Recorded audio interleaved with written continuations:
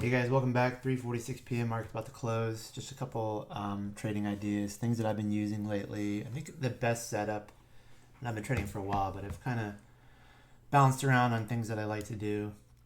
But I think my best setup is either a smoothing on the MACD with a curl when we have shape change, or sitting just under the negative on the MACD and then pushing through positive with shape change as well. And I'll show you a couple ideas here to help you guys out. The reason I never trade the market in the morning is because of the volatility. Sometimes I will if I see something really interesting, like a possible short with a bracket trade, meaning I already have an idea of where I think it can go to. And, if it's climbing in pre-market and it's hitting resistance, I might put a little bracket trade with, a safety net stop above it, 20, 30 cents, whatever, depending on how many shares I'm using. And then looking for my target price.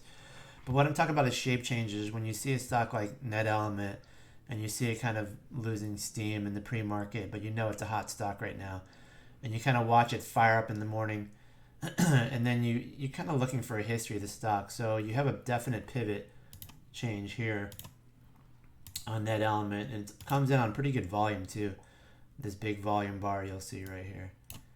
The biggest sell bar since the market opened up, right? That's the one right there. So you're like, okay, I want to see what's going on. Is it going to have a continuation move? Is this going to be, just a one-off? So you mark the pivot line on that top candle. And when you start to see it base along the low again, you're like, okay, that might be a solid low. And then what I'm looking for is things like shape change right here. So here's some shape change, and it happens right as the MACD is crossing positive. That's number one that I look for. The second thing I look for is shape change when you have a push to the positive on the MACD and then you smooth in with a gentle curl right on top of it there, and you have shape change. So that's the second shape change we get. And what it is along the yellow line here. With this reversal, and then you hit right here and pull back again. So now we've got some definitive selling along this trend line here, another pullback. There's no reason that should have gone straight through to the upside. If this was going to continue down, it would have stopped right here. So here we have shape change again right at this point. And what do we have also down there? We have that smoothing on the MACD that we talked about. Oops, we have the smoothing on the MACD. Never going negative, then curling again, then firing positive with a really strong move to the upside. So two places that I traded Net Element today were this little scalp in here. And then when it pulled back, I sold the trend line there, thinking that it would fail, but it pushed through. So when it back tested it, I went long again. You can see it never should have gone through, so now it's back testing it, and then I just put my stop under that last candle there. I think it was at 15.29 or something, and then caught this big move to the upside. And then you have more shape change later on. So what I'm looking for is, the hit there, the hit there, the hit there, and then you have shape change along the blue line there. And once again, you kind of push through and back test it, and then you're starting, more lines there and different channel changes. And you can see the yellow line here. Once I pull this back down, creates a new trend line. Once this shifts right here, this is where we have the shape change right through, because you have the hit there, you have the hit there, hit there, hit there, hit there, then you have the top channel line, hit there, hit there. So it's definitely creating some interesting action there. And then once again, you push through, and you're pushing through with a positive move on the MACD, and then another smoothing on a retest of that trend line. So then you can create more channels. The yellow channel is another momentum channel. And you can see once it breaks here, I'm not the only guy using channel markers like this. You can see the big volume break there. So I didn't touch it the rest of the day. It was too choppy. BABA, interesting moves today too. Kind of the same thing in BABA, and then I'll go over a few other stocks that I was trading today too. But BABA does the same thing. Shape change with a smoothing MACD, and I can show you where it happened here. So if you didn't trade BABA and you're kind of watching it all morning, do all this crazy chop, and you're like, all right, this really isn't giving me a definitive pattern, but you can kind of see we start to form a little bit of a wedge in here. And a lot of times I'll use the last candle before we have a move down from a pivot. So if we come across there, you can kind of see if that's the candle move, right there, the last pivot break within this little bear wedge here. You can kind of see that's an important candle, right? We went back up and retested it, and then what happens again? Shape change right here, and once again, where did it happen? With the MACD kind of smoothing and then curling up. So right there is your entry, 237. You catch a nice move up to almost 240, and I'm using 300 shares. So these are interesting moves. You know, where's your stop at once you start moving up like that? You can kind of create patterns within patterns there too. And then use the RSI as well. So you can kind of see this channel in here and kind of see maybe if I was holding here, I want to get out at, you know, 239.17. So you're making 2.5 point moves. This is another shape change that probably shouldn't have happened right in here. Touch there, touch there. This was interesting. This is the last trade I did today, actually. It was kind of interesting, and I'm going to show you something that was weird. So I made a mistake, and I shorted BABA. Let me remove this trend line here. So BABA had this move back down, and then pop back up, and then move back down, and then pop back up. I shorted a little bit too early. I should have used my lines because they're pretty darn accurate, and I've been doing this a while. So I kind of got a little bit gun shy, and I use really tight stops because if I'm doing 300 shares short, you know, I'm looking to make $300, $400, and I only want to lose like 50. So sometimes I'll do like a 15-cent stop, 20-cent stop on 300 shares. But you can see the touch there, pull back, making lower lows. The interesting move is this change right in direction here. So that's kind of a shape change there. And then you back test the channel line and pop back up again.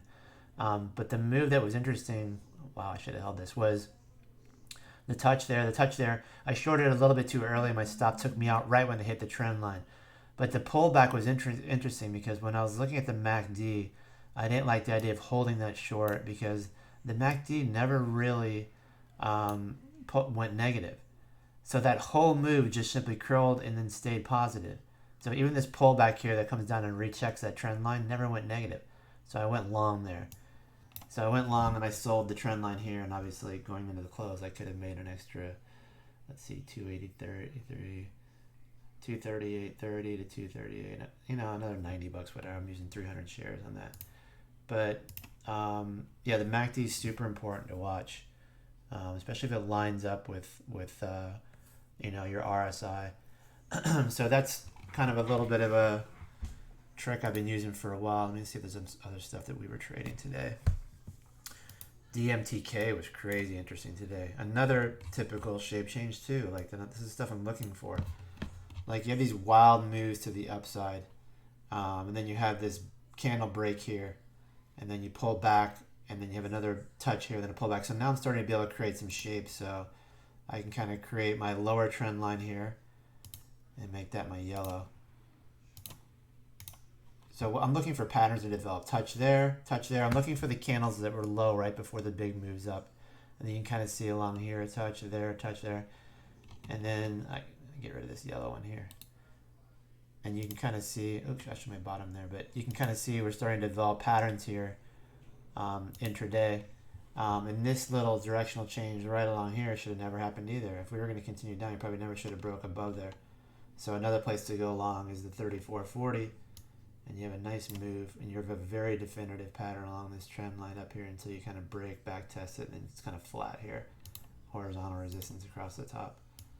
So, but we're looking for high probability. We're not trying to figure out, you know, exact tops per se, but we're looking for high probability stops where we think that, you know, that the move is in our favor, especially when we see the directional changes. BNGO. Another crazy mover today. I traded this a little bit and had a very definitive trend line too, you know, and traded some. I think I traded some on the second touch in here. I can't remember where I got in at. I actually missed the move up there. I think I got stopped at. I think it was in one of these pullbacks here, and then it just blew higher. But then you have kind of a sloppy move into the close. And then I kind of avoided it. I mean, if I was looking along here, you can kind of see this is like a definitive pattern, but then it starts to bounce, and then it breaks right in here. And it also breaks negative on the MACD. So shorting, we're looking for the same type of thing. Big volume breaks of trend lines. You know, if you shorted at 254, I don't like shorting little micro caps like these. You know, you just follow it, breaks VWAP, you just keep moving your stop. You probably would have got stopped out here on the directional change in here. But, you know, here's another directional change again that you could have traded. Here's the pullback, that move there, interesting move, right? Pretty strong move from that bottom area. Then you kind of bounce on here, then you break, and then you back test, and then you come back up. So maybe your buy is in here for a scalp. So these are some things I'm using along with the MACD. Today was kind of a flat day, so it wasn't a lot of action. DMTK was interesting today. Fubo, this looks horrible. I'm glad I sold out of this. I mean, Jesus. I thought the low on this would be 33.70. Let's see if we can close at 33.70. Actually, 32.70 was my target price. But this thing made a monster move. And this is one we talked about for a while, but like I was out of this thing at like 53 and watched it go another 10 points higher. And then I just said, hey guys, I can't tell you where it's going to go from here. You're in the danger zone on the RSI. You're above 85. I mean, above 90 is like get out, and I said that. And it squeezed a little bit higher. I think I was saying that when it was at like 59.60. The reason I said 32.73 would be the bottom was the top of this candle. I believe was 32.73. So that's where I was looking for a bounce trade today. I think I got scalped a few times positive, and then I got stopped out one time and I just stopped trading that one. I mean, the company's completely overvalued, but this market doesn't really care. This market just likes movement, but once the fundamentals come into play, people start to care. Indo, I did a trade today too. I don't like all these, so I avoid these for buying holds, but these big wick moves. But intraday was weird because it flattened out right in here, and once again, more shape change that I'm talking about. And it was just like, I went small on this one just for a fun trade. In fact, I forgot I had it until a little alert went off. I mean, it had like a horizontal support in here that was kind of fading to the downside, right? Kind of sloppy action here. But then, I don't know, in here I think it started to look interesting because the MACD started to move a little bit positive. So we just sat under there like I like, and it starts to move up in here. So I think once it got this candle move right in here, I went long right here because you started to get some volume, and then I just rode it for a little bit. I think I sold it out at like 8.15. I put a stop in here and it just took my stop and then went lower and then went higher and whatever. Then it's just too hard to figure out from there. But I like these little quiet, tight lines here with some definitive patterns. Sometimes I'll wait all day. Like I didn't touch this at all. I mean, this is just crazy moves. I think the thing was like up even higher in pre-market, 15.78. Crazy. Gets cut in half, almost in thirds. So market's about ready to close here. Just a couple ideas for you guys. Hopefully you guys can use those. Trying to think of what else we traded today. RMO was interesting. I did a couple trades in this crazy thing. I'm not really holding anything in the market right here. I can't remember what I did. Oh, I did it along here, I think. You had a little bit of an interesting move. I think this is an IPO, but then you can kind of see it breaks down here. But I think where I traded it at was somewhere along in here, I believe, and just trade up against the transaction. I don't know. In any case, market's getting ready to close. There we go. And SAIIU, okay, it's an IPO. So hopefully that helped you guys out a little bit. Some stuff you guys can use, and I'll probably be Twitch live tomorrow doing some trading maybe.